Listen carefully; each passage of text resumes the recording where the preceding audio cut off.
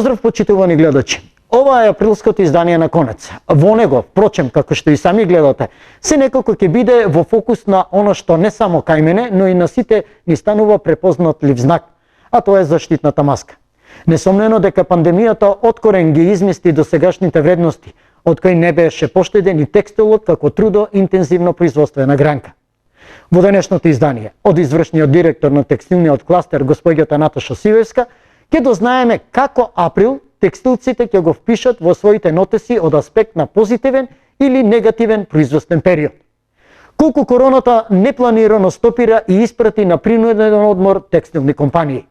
Дали ќе се остане на производство на заштитни маски или тоа е само инсерт кај текстилците во прилагодувањето на новонастанатата ситуација. Ова е дел од лепезата на прашања за кои одговорите ќе ги слушнеме во предвидените половина час. А тоа е резервирано за овој априлски, новонаводници, коронски конец. Да не должам многу. Почнуваме. Господја Сивевска, како ќе го оцените месецот кој што изминува? Дали април беше позитивен или негативен за текстилните компании? Најнапред благодарам за телефонскиот повик. Секако ние продолжуваме со активностите и со секако емисијата Конец, преку која што сакаме компаниите да ги информираме за состојбите во текстилниот сектор.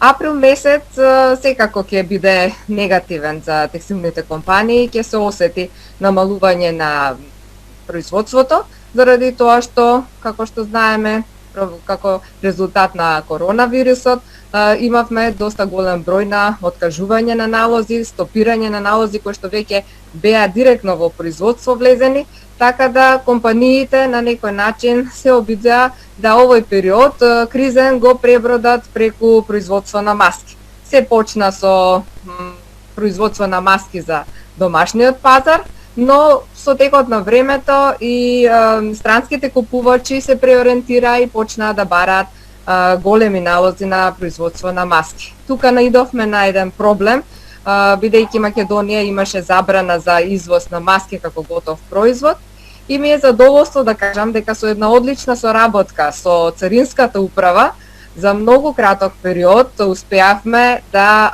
овој проблем го решиме, односно во соработка со Царинската управа од централата од Скопје, со директорот, потоа со испоставата од Штип, успеавме да се донесе одлука за отстранување на мерката за забрана на извоз на маски како готов производ, со што се овозможи компаниите да се одржат активни, да го задржат бројот на вработени и во овие кризни моменти да продолжат со својата работа.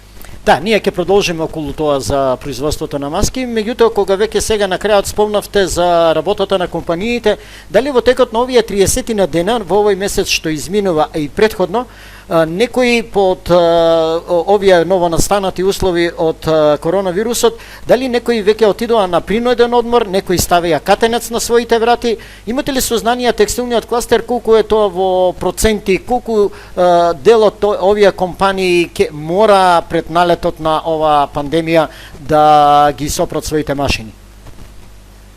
Па имаше и такви случаеви каде што компаниите беа принудени да затворат, меѓутоа мора да потенцирам дека бројот на такви компании, барем оние кои што се постабилни компании, не е голем.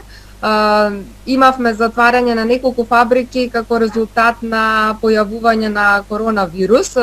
Тоа се една компанија во Прилеп и во Крушево. Тие компании не се членки на кластерот, но како и да е, според информациите што кластерот ги има, кај членките од кластерот, немаме затварање на компании, додека според останатите информации бројот на затворени компании би го рангирала околу 10 до 15, кој дел затворија како резултат на откажаните налози, дел зема принуден одмор, така да процентот не е многу голем. кога веќе зборуваме за заштитните маски како е една нова производна линија, дали ќе се остане и понатаму на производството на маски и по завршувањето на ова епидемија, односно пандемија, затоа што имаше некои најави дека ова би можело да трае со производството до Нова година? Производството на маски ќе биде актуелно уште подолг период. Ние уште во моментот имаме големи побарувања за производство на маски. До нас се обрати владата и Министерството за, односно француската амбасада, кои што побара да им доставиме список на компании кои што можат да понудат производство на маски и тоа во големи количини. Очекувањата на глобално ниво е дека овој производ ќе биде доста побаруван. Свесни сме сите и увидовме дека на некој начин компаниите, односно државите, имаат недостаток на овој производ. Никој не може да предвиде како ќе се одвива и колку ќе трае пандемијата, но како што стојат сега работите, јас мислам дека најмалку до крајот на годината производството на маски ќе биде актуелно, но и производството на заштитна опрема и скафандри за медицинските установи. И така да во овој дел ние имаме веќе и барање од некои донорски организации каде што укажуваат на потребата и да, заштитни скафандри токму за медицински потреби. Добро, во однос на овој проблем, имаме сознание дека дел од оние конфекции, односно текстилни компании кои што се занимаваат со производство на кошули, фактички прашањето ми е кој дел од овие текстилни компании го прифатија производството на маски? Дали оние со лесна конфекција или тешка конфекција? Кој?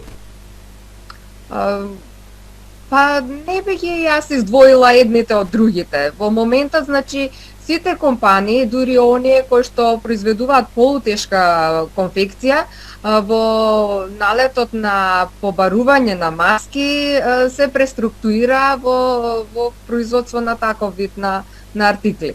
Значи, секако овие што се од лесната конфекција, посебно на компаниите кои што произведуваат кошули, многу полесно им беше да се ориентираат кон едно овакво производство, кога зборуваме за производство на маски за повеќе кратна употреба, кои што се произведуваат претежно од памучен материјал или мешавина памук синтетика, значи тука лесно, нели, овој вид на компании веќе на некој начин располага со материјали кои што можеа да ги искористат, но и останатите компании од делот на полутешката конфекција на база на побарувањето и од нивните клиенти, и од државата, и од медицинските установи, општините во градовите, успеа да набават соодветни материјали и да отпочнат со производство на маски.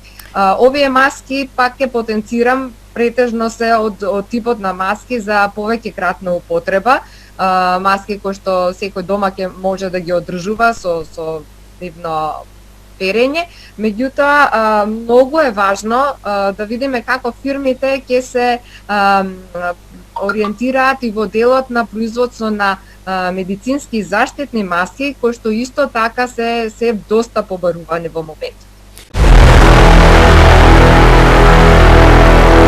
Зборуваме за производство, меѓутоа да кажеме збор два за она што веќе е произведено. Кои се проценките? Дали она што веќе е во магазините ќе остане извесен период или пак со најавата на германците, италијаните дека во првата половина на следниот месец веќе ќе ги олабават мерките, дека тие како ино партнери на нашите текстилни компании, овие производи кои што ги нарачуваат, конечно ќе ги изводат од магазините и ќе ги стават во излог? Па јас сум оптимист во таа насока и се надевам дека со олабавувањето на мерките на некој начин ќе профункционира и продажбата, посебно што во денешни услови поголемите брендови и помалите исто така имаат развиена мрежа на онлайн продажба.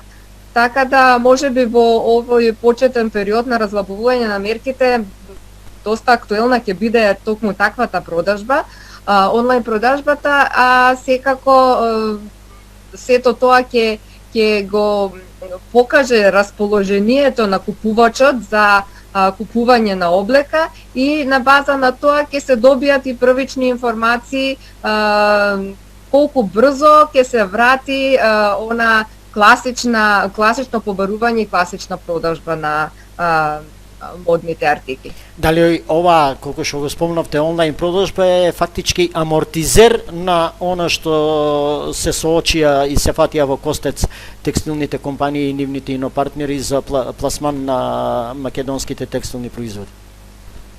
Па секако, тука значи со тој начин на продажба очекуваме амортизација на целото негативно влијание на коронавирусот и токму тука го гледаме започнувањето и враќањето на продажбата на модните парчиња до крајните клиенти. Она што сакам да потенцираме дека во овој дел највеќе страда односно компаниите кои што произведуваа модна облека. Додека оние компании кои што произведуваат заштитна облека, кај нив не се толку негативно не се одрази проблемот со коронавирусот, бидејќи секако имаше потреба од овој вид на облека и во услови на пандемија. Односно, тука станува збор за облека за војската, за милицијата, заштитна облека за пожарната и така натаму. Имаше неколку предлози од страна на одделни странски партнери кон нашите текстилни компании кои што подолго време се работуваат со нив во врска со начинот на плаќањето на добиените производи од македонските компании.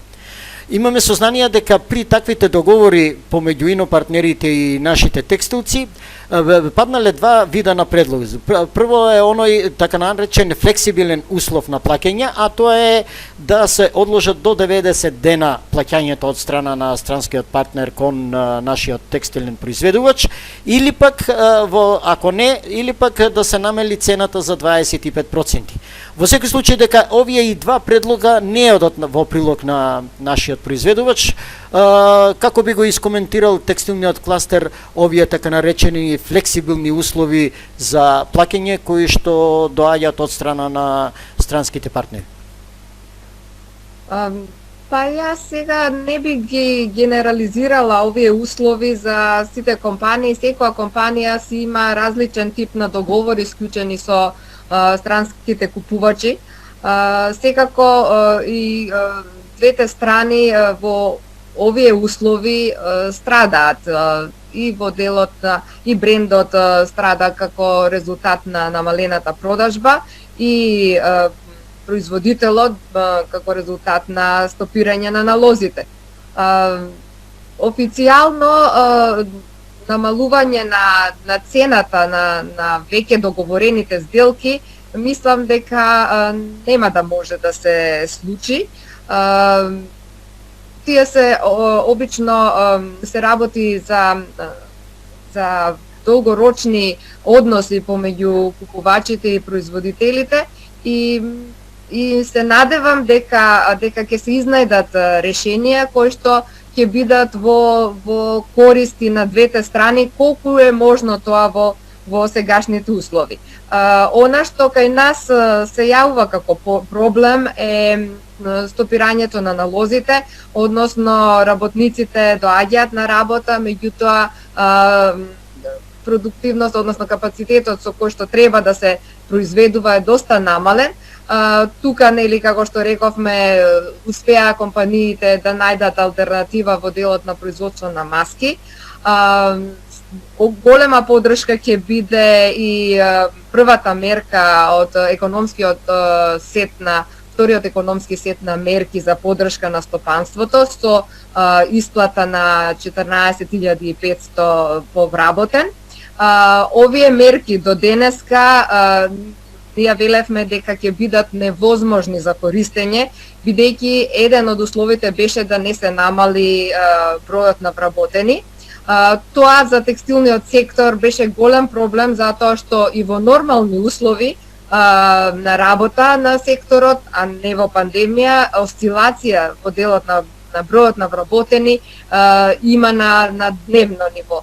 Така да малце бевме скептични во тој дел дека мерката ќе помогне за текстилниот сектор и заради тоа текстилниот кластер со дописи до владата, но и со дописи до Светска банка ја објасни состојбата во секторот и неможноста да се користи оваа мерка и на наше големо задоволство може да презентирам дека денеска Министерката за финансии излезе со корекција на овој сет на мерки, каде што се дозволува пат на бројот на вработени од 10 до 15% во зависност од големината на компанијата.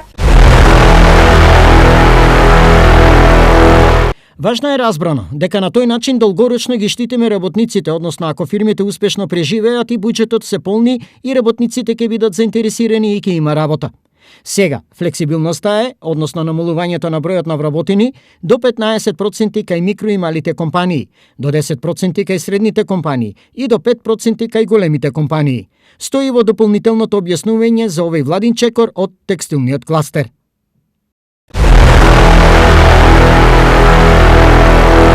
И навистина сега може да кажам дека на ваков начин мерките ќе успеат да стигнат до компаниите и на тој начин им овозможат колку толку да овие кризни моменти ги пребродат и секако да можат да исплатат плати за вработените. Имаме уште неколку работи не расчистени како дилеми за јавноста кои што сигурно ќе ја интересира. Ке се промени до сегашниот однос на релација производители-нарачатели во однос на новонастанатата ситуација со корона епидемијата? Тоа е тешко да се предвиди заради тоа што епидемијата се уште трае и секако нели кај нас се очекува некој пик кон крајот на овој месец, почетокот на мај.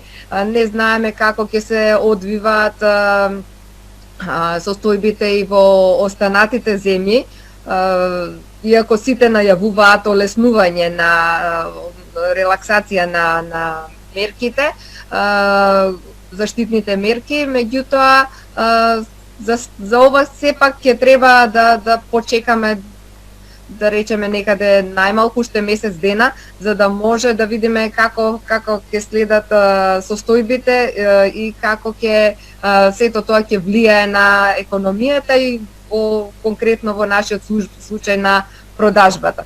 Така да во моментот не би можела да кажам конкретно како сето тоа би се рефлектирало и некое подолгорочно сценарио како сето тоа ќе се реализира. Она што знам е дека компаниите во делот на, како и што спомна претходно, производство на облек, на маски и заштитна облека ќе можат во тој дел да се активираат и тука може би не е лошо да се размислува преку различни донаторски агенции да се изврши инвестиција за да се добијат производни линии кои што ќе ги задоволат потребите на странските купувачи.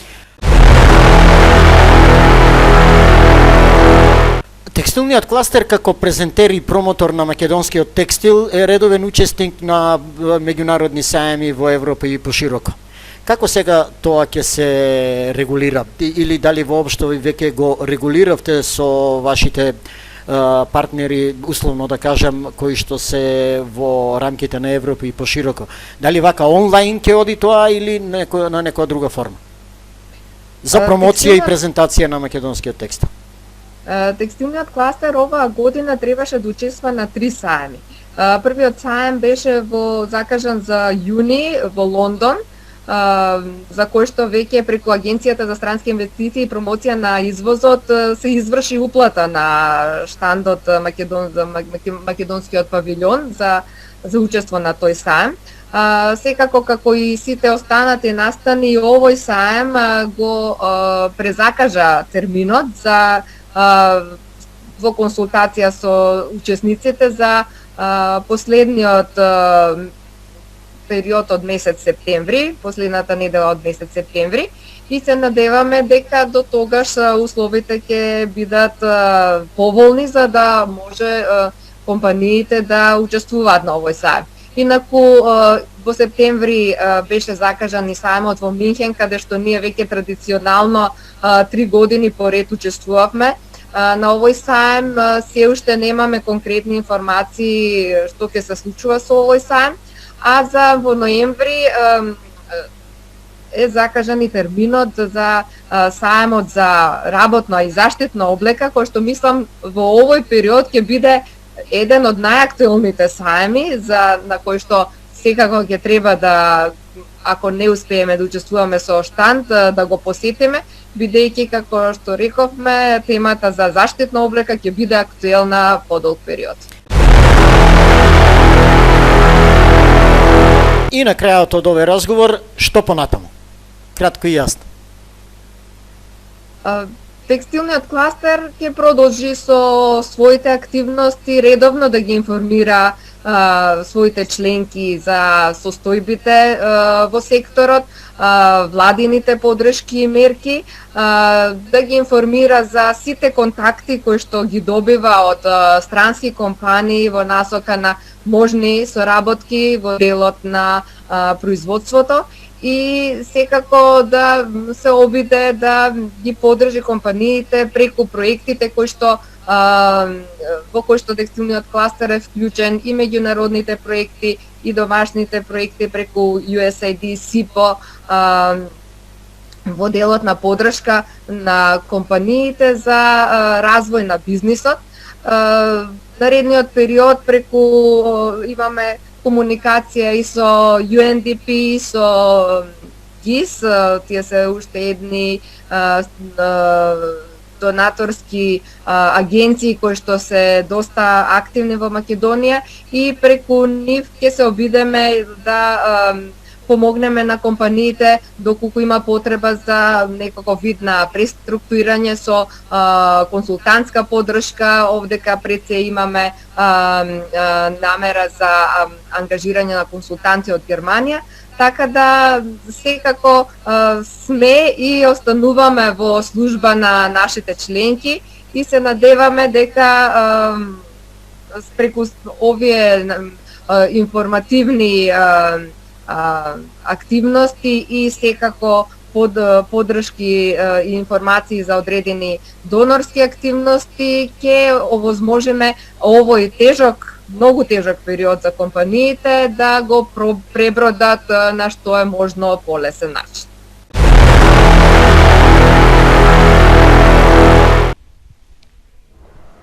Верувам дека сега повеќе дилеми ни се разјаснити, но имаме и појасна слика за тоа колку текстилниот кластер е столб и двигател и помош на компаниите да го надминат овој непланирано создаден кризен момент. Поточно, период што ја наруши динамиката на производство.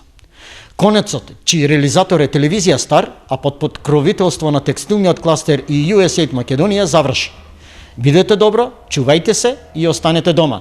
Ние се гледаме во последната мајска среда.